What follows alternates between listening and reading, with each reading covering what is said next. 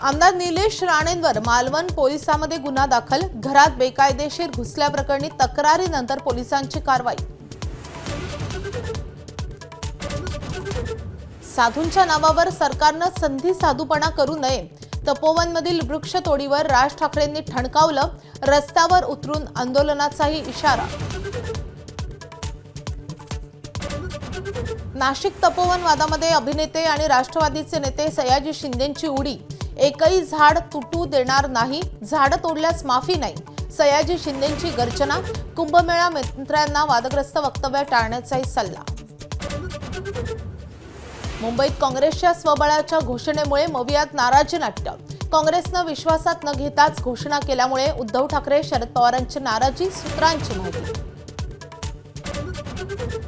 छत्रपती संभाजीनगरातल्या मतदार यादी घोळ्यांचा पालकमंत्री शिरसाटांनीच वाचला पाडा।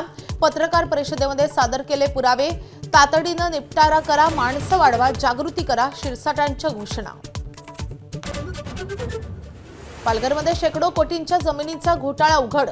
2022 मध्ये 7 कोटी रुपये मूल्य असलेल्या जमिनीची 70 लाखांना विक्री। जमिनीची आज किंमत शेकडो कोटींच्या घरात। गुन्हा दाखल करण्याचं सहाय्यक निबंधकांचं पत्र। 80 कोटींच्या गैरव्यवहार प्रकरणातील आरोपांनंतर बीएमसीचे सहाय्यक आयुक्त महेश पाटील अखेर सक्तीच्या रजेवर। माझाच्या बातमीचा दणका। चौकशीत सत्य समोर येईल, महेश पाटलांचं स्पष्टीकरण।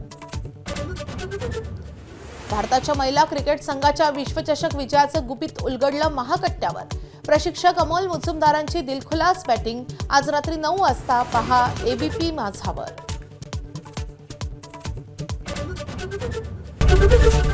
एबीपी माझा, उघडा डोळे बघा नीट।